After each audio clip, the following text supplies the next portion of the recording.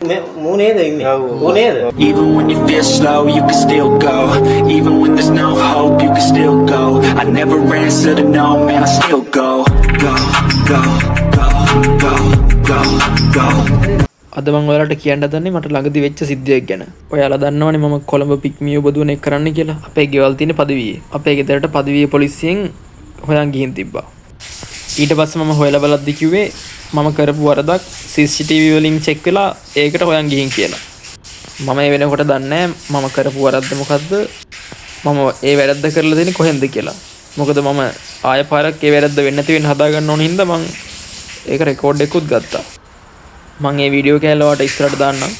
ඒ වුණාට මේකේ ප්‍රශ්නේ තියෙන්නේ මම ওই වරද්ද කරලා මාස 6කට විතර පස්සේ තමයි මට ගෙදරට ආවේ. වීඩියෝ එක බලලා ඉන්නකෝ. මෙතන සීමාව කපන්න බෑ මේ දුර නතර කරලා. සීමාවේ බලලා තියෙන. සීමාවේ ඉස්සර වෙන්නේ. ඕන් එනවා ඈ. අර ත්‍රිවිල් එකද? කොහකද? බයික් එක නෙමෙයි. බයික් එක. බයික් එක. ඒක සීමාවේ බලලා තියෙන්නේ. ඔව් ඒක තමයි. අය ඔයකට මොකද්ද? ඌන් මූ නේද ඉන්නේ? ඌ නේද? ඔව්. මේ ඉර පැනලා තියෙන එක කියන්නේ. පස්සේ කියමු. ඔයාලා දකින්න ඇති මං කරපු වැරද්ද. කල් ලයිට් එකේ ලයින් ටික ඔක්කොම පාස් කරන් කියලා ඉස්සරහින් තියන් හිටියා.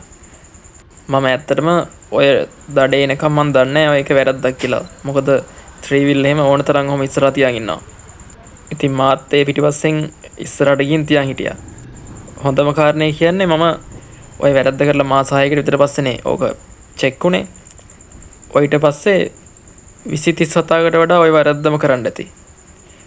ඕකට දඩේ රුපියල් 2000ක් ගත්තා. මට තියෙන ප්‍රශ්නේ දැන් ඒ වැරද්දට මාස 6කට පස්සේ නම් ඕක ආවේ. ඊට පස්සේ කරපුවත් ඔක්කොම දිගට එන්න ගණිත් දන්නේ නැහැ. එහෙම වුණොත් මට 40000ක්වත් ගෙවන්නවා දඩ විතරක්. මෙතන තමයි මේ වැරද්ද මං කරේ.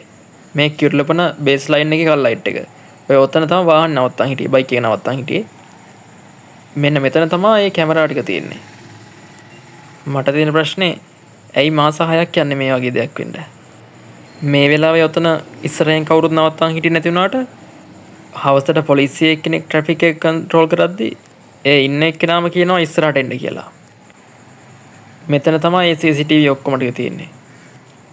මම ඔය වැරද්ද දැනගත්තවස් ඉඳලා ආයෙ නම් කිසිම දවසක ඒක කරලා නැහැ. හැබැයි මම අදටත් දකිනවා ඕන තරම් වාහන ඔහම තියන් ඉන්නවා. හැබැයි එයාලට ඒ කේස් එක ඇවිල්ලත් නැහැ. මට ඔයාලට කියන්න තියෙන්නේ වැරදි කරන්න නැතුව පාර යන්න. එතකොට මම වගේ දඩ කන්න ඕනේ නැහැ. ගිහින් එන්න.